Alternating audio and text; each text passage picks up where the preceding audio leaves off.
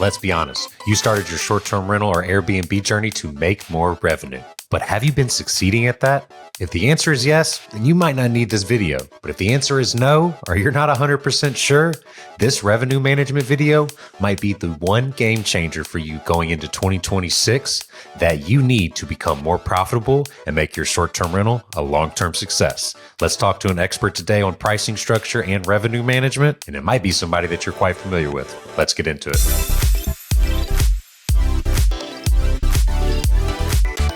Hey everyone, welcome back to another episode of BiggerStays. My name is Garrett Brown. I'm the resident Bigger Pockets short-term rental expert. And today we have another expert back for, I believe, the third time. Every time he comes on, we have amazing chats. You already know who it is. Sean Rakidzich, welcome back to the channel. Thanks for having me back. And yeah, this is round 3. Nice. We're super excited to chat today because Sean mentioned he wanted to talk about pricing strategy. And the second those words came out of his mouth, I knew this was the perfect topic for everybody because I don't think there's anybody better to really go deep dive into some revenue management and pricing today. So that's what we're going to do. This is going to be a really good one all the way through, but we're just going to go ahead and get right out the gate. Like, what is the biggest mistake that you see hosts commonly making with some of their pricing strategy and structures? Yeah, I love that question. And I do think this is probably the topic everybody loves the most, right?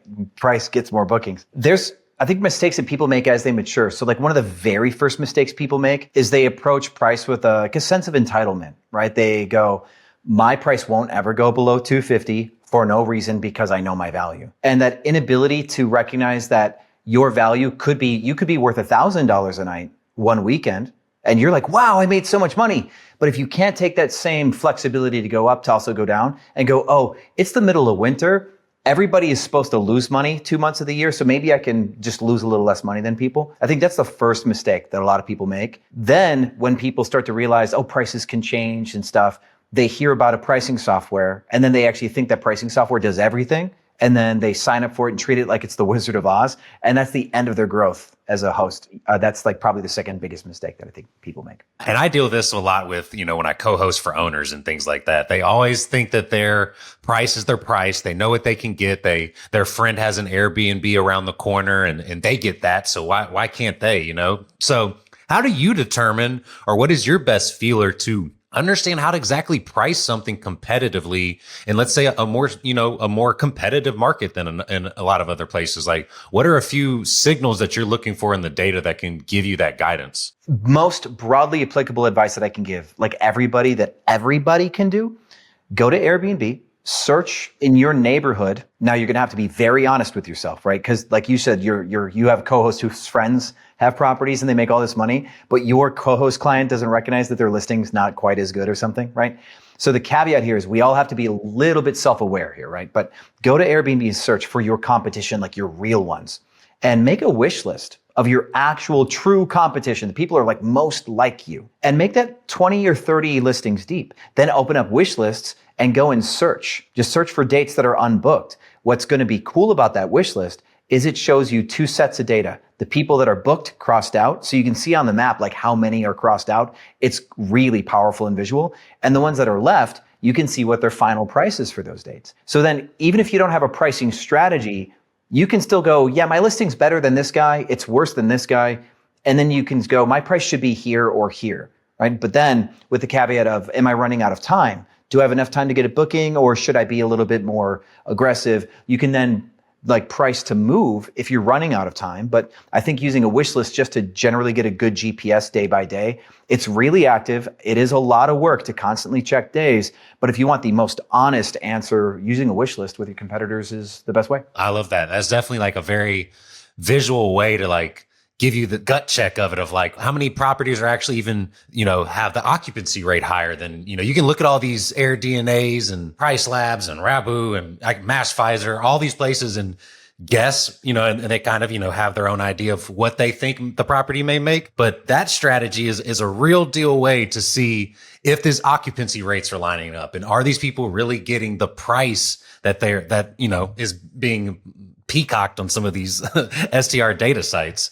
What if somebody is, and you mentioned that people are getting pricing softwares and using them, and then just setting them and forgetting them and hoping that they work for them, which their algorithms are fine, but there's always a lot of tweaks or certain things somebody should pay attention to it in the pricing strategy side.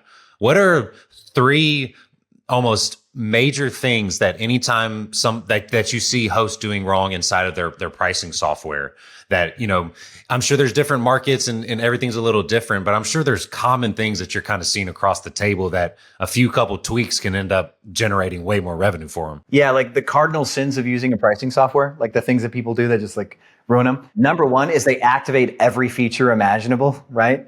They're like in love with the software. They turn on everything, right? They go aggressive on seasonal. They go aggressive on weekends, aggressive on demand. They type, I want everything aggressive and I want to activate everything. The problem with that is the software is trying to find the right price for your property.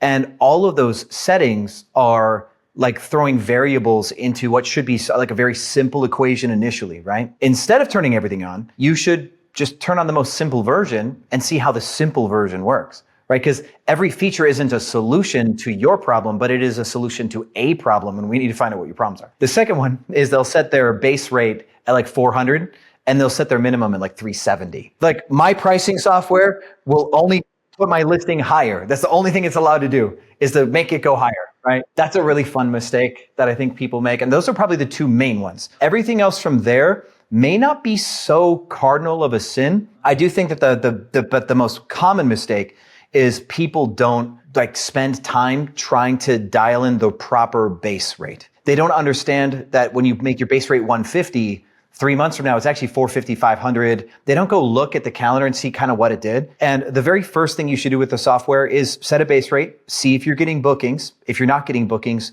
lower the base rate. If you're getting too many bookings, raise it.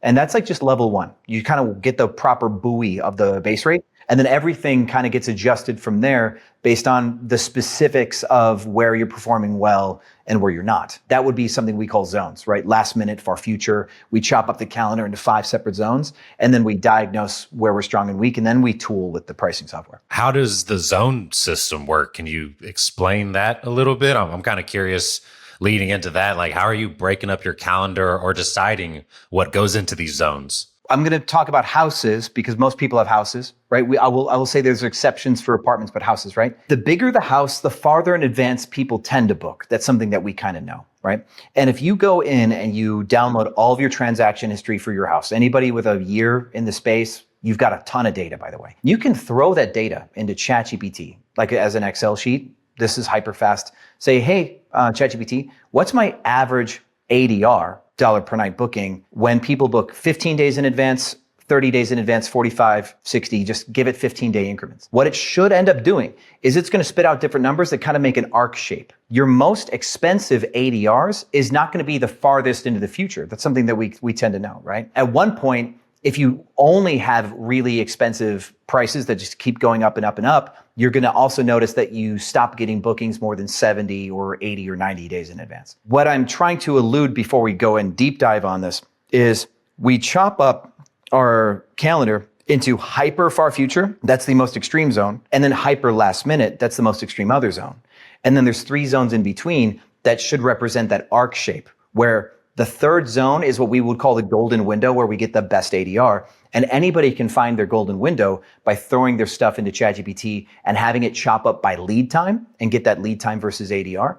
But if you notice that your ADR goes up, up, up, and up, but then you stop getting bookings at 75 days, that just means that you need to start lowering your rates back down after 75 days to get more bookings. The way that I teach my students, it's like learning to play piano. You just need to get your hands on the piano, on the keys. But you want to be able to touch all of the keys along the whole keyboard, right? So it's not that we want a lot of bookings 150, 200 days in advance, but we want to know that we can get them. So we want to have a relationship with price in all of those zones. And if we can find out what the ADR is per zone, that's kind of like that base number that we know if we need to get more aggressive because we're going into slow season or going to peak season, we want to be more greedy. We kind of know where those standard numbers are, and we can pull down and up in hyper far future, or we can also know what it means for like how we should affect our hyper last minute prices. That was actually a really poor explanation of zones in hindsight, but that's probably the best we have for like 90 seconds. With also the ability to apply finding your third zone with ChatGPT is probably something I think everybody should do. And just recognize that more than 100 days out, your prices probably will have to go down a little bit if you want to get some representation for our future. We do want to get a little bit of bookings in every zone. We kind of want them. Unless it's like hyper peak season, then of course you could be super last minute. But yeah, that's zones. I think you broke it down very well because it makes a lot of sense too with, I think people read things online and then also just feel desperation on both sides, of like last minute bookings. They just start to drop their prices, tremendously and just hope to get the cheapest guest and far out. I've seen some people have just astronomical prices far out, which, I get because you get to pick your date and all that, but you're probably missing out on some of the best guests by like shooting too far for the, for the stars. One of the big things I think with pricing structure and hosts everywhere that people struggle with, and I'm curious, what your thoughts are on this, is how can people finally, let's talk about this in the frame of a vacation destination too. How can people get weekday bookings, in this type of environment now with short-term rentals? Because the weekends, for the most part, have been okay for a lot of people, but I think people are really struggling to fill their midweek occupancy in some of these vacation rental markets. What are your thoughts on that from a pricing strategy, structure, and how should people kind of look at this going forward? It's not just price. There's also operational strategy, and there's a whole lot of marketing in the conversation, but we can save marketing for another day, but we'll touch it here. I'm going to info dump you, but first, we need a history lesson on how we got here, right? I had this realization in Positano. I go to Positano almost every year for a couple of weeks, and it's a beautiful place. 10 out of 10, right? But I was thinking about how all the weekends are always booked. And then like coming into shoulder season when it's no longer peak, all the weekends are still booked, but then the weekdays are completely empty, right? Just kind of like we see in the States. And I thought about how people they must have been traveling to Positano for the centuries or whatever, but then travel got popular and people saw that you can make all this money putting your property on short-term rentals. And then next thing you know, there's more and more and more listings. It was popular and demand hit first and then supply hit second. Right? That's kind of how most of these markets work. And then sometimes demand kind of goes away too, right? We've seen that. And then there's all this supply and people are like, where are all the guests, right? Year over year that can happen. But that's kind of how seasonality works, right? Peak season, all the guests, slow season, none. Most people think of peak season and slow season in quarters, right? But you can actually look at this daily now. When you think about it, most people who travel on the weekends, that is where peak demand is. And supply has grown to equilibrium against peak demand or something near peak demand. But then when you see those demand spikes, if you see this on Price Labs, Wheelhouse, GPO, you see the spike on the weekends and then it goes back down on the weekdays.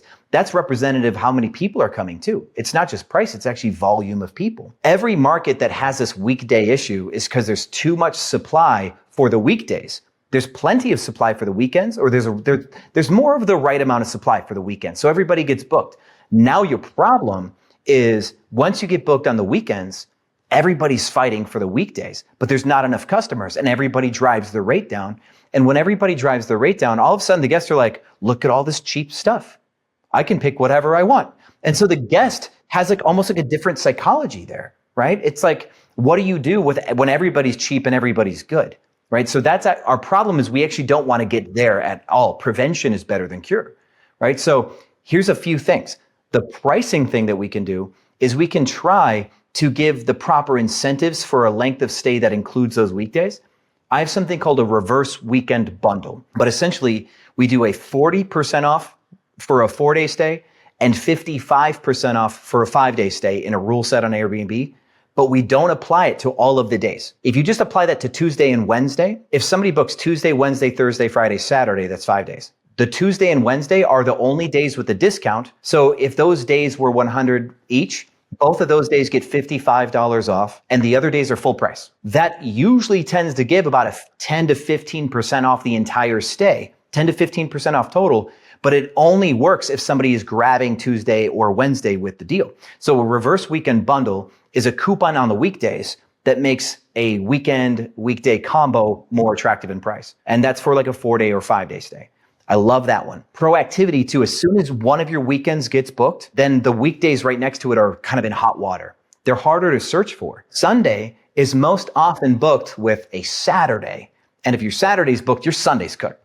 So what you do, I've got one called an adjacency rule set. And an adjacency rule set is anytime you have a checkout that's Sunday, Monday, Tuesday, that Sunday, Monday, or Tuesday, we then give a 25% off of a 2-day stay. That's another Airbnb rule set. Both Wheelhouse and Price Labs have adjacency and like settings built in. It's a little advanced, but I used to consult for Wheelhouse 3 years ago, and we built some of these features, and then Price Labs stole them. So adjacency's in there because I made adjacency up 3 or so years ago. So if you guys want to automate this, we also have it in our pricing software. So those are two proactive pricing management things that you can do without just gutting your price. You're doing situational discounts that try to incentivize people. That's always good. Our other issues are like operational strategy and marketing. I've been teaching a lot of my students to do private rooms on the leftover days. So you get the weekends booked, bam and bam, and then the weekdays in the middle. If you don't get those weekdays booked, then like a week out or 2 weeks out, you let private rooms book up, and it's a completely different product. And here's what's cool about this. Your listing may not be cool enough to beat the 6-bedroom mansion down the street that's going to drop their rate, right? There's some good stuff that's going to drop their prices. But your private rooms are probably way better than anybody else's private rooms out there. If you don't like the active management side, you can make it so that way the private room listings all have to check out on like the same day. Like you could do 2 a week. So you have like a Tuesday checkout and a Friday checkout, or a Tuesday checkout and a Thursday checkout. So you only clean twice. And so people can check in Sunday, Monday, Tuesday, whatever, but they all check out at the same times. And that allows you to not pay a housekeeper every single day.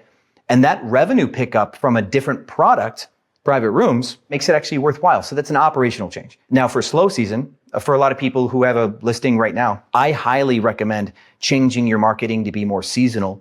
I just dropped a video about 6 slow season strategies that I recommend people watch, but one of them is to do like a hot cocoa bar where you make almost like where your coffee station is. If you have a beautiful coffee station, great. If you don't have one, fix that. But instead of just a beautiful coffee station, make like a hot cocoa bar with candy canes and marshmallows and shaved chocolate and everything, and get some really good photos of that and put into your listing, first line of your description, free hot cocoa bar until Valentine's Day. And so this like seasonal free thing might increase someone's desire to book with you because as a host, you're engaging in the season and people will think that, oh, this host is better than other hosts. So it's not just the giveaway, but it's also what it means about you. So we have to attack weekdays, not just by pricing, but we want to prevent having our weekdays left over. And when we're stuck with weekdays left over, we need to find a way to better signal so that way we can be the one listing picked when there's still 1,000 listings out there. So trying little marketing gimmicks like a free hot cocoa bar could be the thing that gets you booked, even though there's nothing else that you changed. I love that too. And that definitely just screams like it enhances the experience and makes people, they start to forget a little bit about price when they're already sold just by going through your listing and your photos. And they're like, they're so ready to get into the experience that you're creating for them that I can see why price would become a little less of a big deal to them at that point. Still something to consider. So now that some people may be able to get their weekdays booked, what about the people that are struggling to even get their weekends booked? Do you have a philosophy on like last minute discounts or outside of more marketing and things like that? Like what if people are struggling to just get their weekend booked, which should not be an issue in my opinion, if you're in a vacation rental market? If your weekends aren't getting booked and that's the day that should get booked, then you are either just out of touch with market on price and we need to like adjust that base rate back down, or there's something terribly wrong with your listing that you have no clue is wrong with your listing. There could be factors, right? I want to focus on price solutions here, but we also need to discuss how price is one of the many things that can give you rank on Airbnb. Airbnb's algorithm is constantly changing. We had that conversation. And if you're overpriced, you show up less. If you're underpriced, you show up more, but then you might have some other settings. Like Airbnb is now really leaned into cancellation policy for their algorithm. So there's stuff like that, right? If you don't want to lower your price and you want to get the price that you have, we improve what your listing looks like, be flexible cancellation so you show up more in search. But if we have to change our prices, a lot of the moral of the story here is we should actually talk about probabilities too. It's a big conversation. So if you have 4 months to get booked and you could get a really good price, you're like, I can get 500. You're probably right. You're like, but maybe I can get 550. You might still be right. You're like, I can get 570. Now you're wrong. But how much money do you make when you're wrong? Zero. Right? So as we climb that ladder of price and try to get a little bit more, we get greedy, there is a dollar that it all goes away and our income evaporates entirely. Because when you're wrong by $1, you lose the whole booking. And a lot of people don't realize the relationship, how fragile our price is like that. It's a very fragile relationship. When we have more time to get booked, we can test prices and be a little greedy. And one thing I like to do, what I call price discovery, is to allow a shorter stay, but raise my rates for the shorter stay. So let's say I know I can get $500, but I want to see if I can get $6. I'm going to set my rate at $6. Then I'll do a discount for 3 days that brings it back down to $500. Because I also know the 3-day stay is kind of common. I want to have one foot in both worlds. If I get a 1 day or 2 day stay, God forbid a 1 day stay, right? 4 months out, that'd be rough. But for this hypothetical example, let's say you even risk that, right? You get a 2-day stay for $1,200, or you get a 3-day stay where it was $1,000 for the weekend and $350 for a weekday, it's $1,350. So now you've made $150 more by giving the 3-day discount back to your normal price and having a 3-day stay. But where you got a little greedy for the 2-day, now you just need to get one of those side days booked for $150 and it evens out. And so when you play these out in your mind, you go, how does my calendar fill up? I can get booked for 2-day stays at $600 a night or 3-day stays at $500. And then the leftover days, what do I do with them after? And I don't think hosts really think about it like that. They don't go, okay, my calendar can fill up with booking A and then booking B and then booking C, or I can have a different strategy where it's booking type D. Right? If you got a 14-day stay and you give 30% off, that 14 days might equal more than you would have made just on the weekends because you never get Tuesday, Wednesday, Thursday book ever. People don't look at their calendar and go, what would my calendar look like if this happened and if this happened? Let's do the math on both sides. And that's how we build discounts. Like, what's the probability that if this weekend gets booked, that my Tuesdays or Wednesdays will also get booked? If you know the answer is 0, then you know that those days are worth 0. This is another fun myth. I'm going to really info dump you here. Another fun myth about the space, people think that their weekdays have value and their weekdays don't, and people are learning that. The value that the weekday has is because it's in association with the weekend. That's what gives it its value. That's why prevention is better than cure when we look at length of stay. If you have more time, you can be greedy, do a 2-day minimum with a higher price, and then a 3-day discount to test, right? And if you get a bunch of 2-day stays at this higher price, then raise your base rate and keep doing this 2-day test with a 3-day discount, right? Because that lets you know you can raise your rates kind of in a safe way. It's a really fun way to test if you can raise those weekend prices, right? Once we start running out of time, this whole concept of probabilities starts coming into play. I teach my students to keep a journal. They actually keep a little book and they write down their notes. And one of the things that they write down is what their lowest documented attempt is.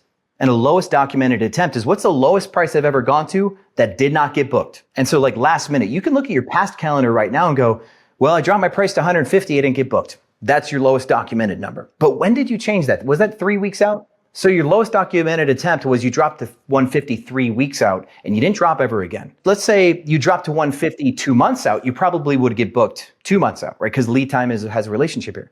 So what they do is they notate, when do I drop my price into how much, and does it work or does it not? And what we try to do is we try to identify a floor of price where 5 days out, we can always get booked 5 days out at $80. We can always get booked 14 days out at 150. We always get booked a month out at 180. We always get booked 2 months out at 195, right? We want that floor because what that does is that gives us an anchor to probability. We are 100% probable to get booked at this price. And that's what we want to know. What is our 100% number? Because now every number that you choose that's above your 100% number, you then can do an equation. I'm trying to get 400. I have a 30% chance of getting 400, but I also have a 100% chance of getting 310. How good do I feel about raising my rates 90% to also lose 70% of probability in the booking? That's why this gets really nerdy because some of your audience are probably super good. They're going to build models on this because that's how powerful it is. There's going to be some Excel nerds here who's like, dude, he just unlocked maybe the coolest thing for rate projections I've ever heard. But that's it. Build a floor of what is a 100% sure number and just know that every time you raise your rates, you're risking not getting a booking. So as we get to more and more last minute, we stop swinging for the fence and go, man, I want to get 150, but that's a coin flip. And if I only get 150 half the time, that actually means that I make 75. If I get $150 half the time, my ADR is 75. But I know if I go down to 90, I'll get it booked 100% of the time. And so now our pricing decisions for getting booked any day of the week come down to that equation of probabilities. And the more time you have, the more you can risk. And the less time you have, you probably should take the sure thing. If you are going to make a master Excel list for this, please let us know in the comments so that way we can follow up with you, because I'm sure there are a couple Excel nerds that are just geeking out right now on the thought of the probability thing is something new to me that as you kind of explained it, because I haven't thought about it in that capacity of this is a numbers game in the end, especially on the revenue management side for a lot of it. And you're risking a lot of your revenue by, not really understanding your data and like what metrics you need to know. And every week that change, and you laid out a good solid blueprint for people that are watching. Is there any other specific metrics that you look at when you're maybe doing some daily pricing adjustments or anything like that, that kind of instantly like make you want to either raise or lower the price or think about something like what you need to do for this property in particular to improve it based off this metric? So for anybody who uses Price Labs, you can see this data. If you don't have Price Labs, you can still use it for free, right? There's a free version of Price Labs where you just don't pay to activate. You still get the data. If you go to neighborhood data, and then on the top right where you can kind of choose the extra settings, down at the very bottom, there's going to be last year's data and something called pickup rate under occupancy. So there's going to be a bunch of stuff at the top, and there's going to be a row, like there's going to be a line for occupancy, and there's two settings for occupancy. Turn both of them on. Then the first chart for neighborhood data gives you bands of like what other people are collecting in percentile groups. The chart below it is your occupancy percentage for your market. And there's something called pickup rate, which is how many listings are getting booked over the last 7 days. And it gives you two percentages. What's the current percentage of occupancy in the market? But what is the 7-day growth rate for occupancy in the market?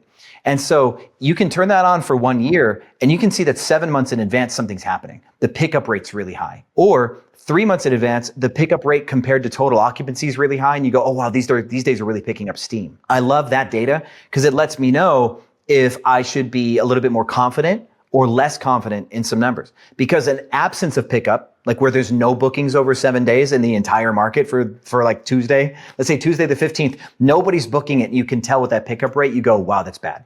But if all of a sudden it starts ripping, you go, cool, we're going to get some bookings. So pickup rate is a really cool way to project if the market is doing something with a day, because most hosts just have like 1 or 2 houses, right? If you owned a hotel, you could see that 30% of your doors have booked so far and the other 70% are unbooked. And that internal data, you have a pickup rate from your internal data, but we don't necessarily get that. Now here's the caveat. And that's why this goes back to the wish list. That pickup rate is everything in the market. It includes studios, everything else, right? Your house is going to be unique and the pickup rate for the market may not be accurate. So I always like to go back to my wish list and go, what's booked, what's not booked for that exact product type, my product type, right? So pickup rate's really cool. And then if you go to the regular calendar on Price Labs, it actually shows you 4 colors: dark green, light blue, dark blue, where dark blue is like peak demand. And that peak demand for dark blue is where things are booking faster than expected, but the greens are where they're booking slower than expected. And now here's a hack. Let's say you chuck all the months for like the next 8 months, and you see that there's a section of dates that have 8 dark blue days in a row, and you have a 3-day minimum night stay. This is your permission to extend your minimum night stay to 4 or 5 for these 8 days because they're hyper high demand and they're all together, which means something is happening in correlation with those 8 days, and you can force a longer stay. So not only can we raise our rates, but we also can raise our minimum length of stay when we have that much control over time. Because what could happen, let's say there's 5 solid dark blue days, Wednesday, Thursday, Friday, Saturday, Sunday, and you have a 3-night minimum and somebody books for just 3 nights. You lose 2 of those days in a way, right? Because they're no longer part of the whole package. For example, Christmas. Somebody wants to book for Christmas and you're booked for Christmas. They're not going to book the 22nd, 23rd to check out Christmas Eve or something. They want the whole thing. So when we see these runs of dark blue days on Price Labs, we can increase our minimum length of stay requirements case by case basis. I really like that a lot too. That's a tool that I like for my daily pricing. I was going to kind of allude to like, how are you checking out for events and like other things that Price Labs and all these things might be missing, but that's a pretty good way to kind of just know by looking at the data in front of you and not hoping that they know about a concert that's coming. Like, there's a lot of things that people always say, oh, Price Labs knows about all the events that come and everything. And it's like, I guarantee you they don't know about the rodeo that comes once every 4 years to some area. But if you're looking into the data, you can kind of just see it from your own perspective. So I think that's a cool way to kind of get ahead of the curve there. As we kind of wrap up on the revenue management side, is there any one actionable thing or one thing that you would love to see all hosts do, around the country or world, if they're watching this and made it this far, that would just be an easy way for them to not undercut themselves anymore. Or one tip that, like, is they're going to kind of have a light bulb pop in their head, like, okay, I should have probably already kind of thought of that before when I was, thinking of my strategy. If we go down like to raw truth, I think everybody needs to understand that the customer decides what a property's worth. We talked about that at the beginning, though. Those people stand their ground. If you can understand that every customer makes a decision on whether they think that you're valuable, like on a case-by-case shopping experience, it unlocks everything in price. Like, for example, peak season. If you set your price higher than everybody and you don't get booked in peak season intentionally, it's like diabolical. It's one of my favorite things to do. And then everything starts to get booked, right? Everything's booked all of a sudden, relatively. Somebody's got 6 weeks left to get booked, and they're looking at what's left over. You're left over because you were overpriced. There's some Roach Motel 4.2 star Airbnb, or 3 of those, that have white bed, white walls, no end tables, nothing, just a frat house, right? And then you've got these overpriced pie in the sky listings that are pretty good, but they're just way overpriced and they never get bookings because the owner's a little eccentric. When a person is shopping online, they have to build a model of value per shopping experience. I'm going to try to say that slow because this is consumer psychology and this is gold right here. In peak season, if everything's gone, your price, the people above you and the people below you inform what you can get for your money. It's like if you walk into a Whole Foods and everything's like $4 a pound versus you walk into Walmart and things are 80 cents a pound, like all the prices within those markets are all relative to each other. So you start making pricing decisions based on what's around in your environment. And when people load an Airbnb page or Vrbo, that becomes the environment where people relatively look at price differences between listings. And so yours may look the best as far as value versus amenities because all of your competitors are gone. And then you do get booked at 20% more because anybody who could make you look like you weren't a good deal already got booked. It's really super fun. So when we peel that back, that customers decide your price and the pricing model gets built like day by day or search by search, you can use this in a lot of ways. Like in slow season, you can try to be just ahead of your competition or be under a key price level. Like there's so much damage that can be, like if your listing is $1,080 as opposed to $982, the fact that it's 3 digits instead of 4 is a huge psychological difference, right? So we can look at days that are hard to get booked and go, let me pick a psychological price level that can get booked. I had a student in Dubai who had this problem, like 4 weeks or 5 weeks in advance. If he changed his rates just to get rid of the comma, he'd always get booked. It just that was it. And his rate was always like $40 away because Price Labs would set it just above the comma and he'd just put it down below the comma, right? There is a truth bomb that was in there that would really have made it short, but I spaced it. So sorry guys, you're gonna have to come back for whatever the fortune cookie thing about this build search by search. But I like pushing this envelope of context where when there's a lot of listings and all the rates are low, you have to understand the customer is building that environment in slow season like we just talked about. And when all the prices are way lower than expected, that is its own little chess game. And all the prices become obscure because everything is cheaper than somebody's budget, right? So then all the listings, they're looking at all these listings, go, well, I can book anything because everything's cheap. So now we have to do something else that's not price related to get booked. Here's the truth bomb. Time compression multiplies the supply or demand advantage that either party has. So in slow season, if the buyer has power, like the buyer has control, time compression multiplies their advantage, right? So that means that as we run out of time, we will drop our rates more and more and fight for bookings. But in peak season, time compression affects the consumer because they know that we have control.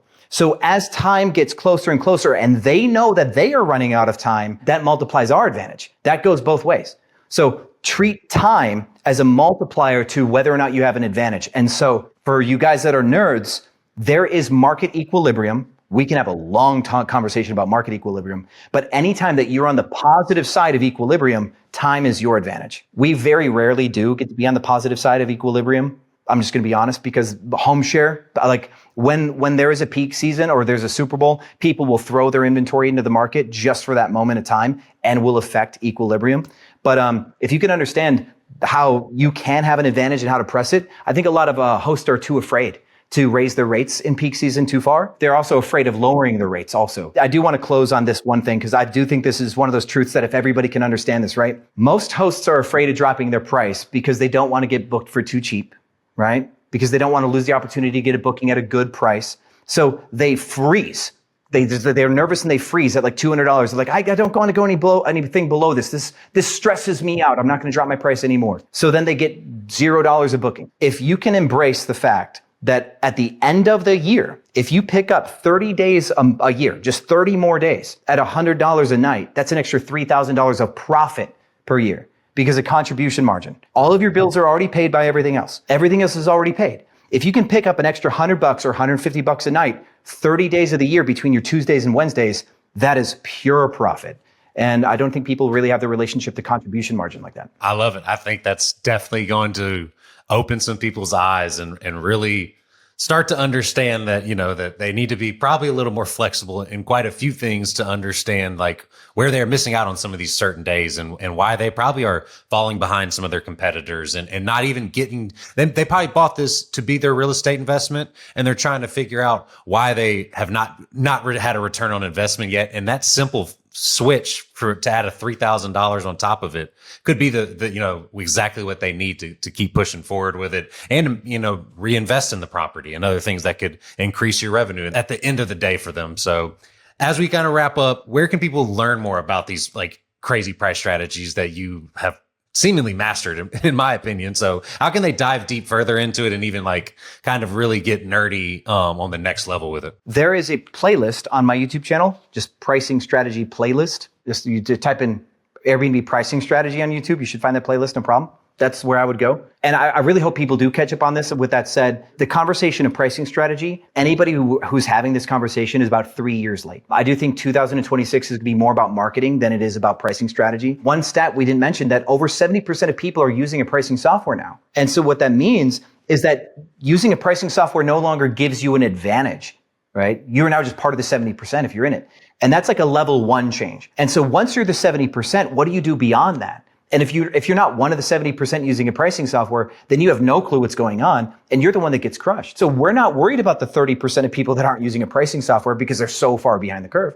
But once we adopt modern pricing techniques, we're still only one of 70% of people. We no longer have an inherent advantage just because we know about price. Price is now a prerequisite. It's no longer an advantage. There is some advantage in this conversation, sure, but it's no longer the wizardry that it was in 2019. Gosh, yeah. You knew price, you crushed. 2026 is the year of the marketer. It's getting people to forget about price is how you win in 2026. I couldn't agree more. And that's exactly why direct bookings are always going to be super huge going forward because they're a lot less price sensitive when you're your only competition and they're on your website. But that's another talk that we'll save for next time.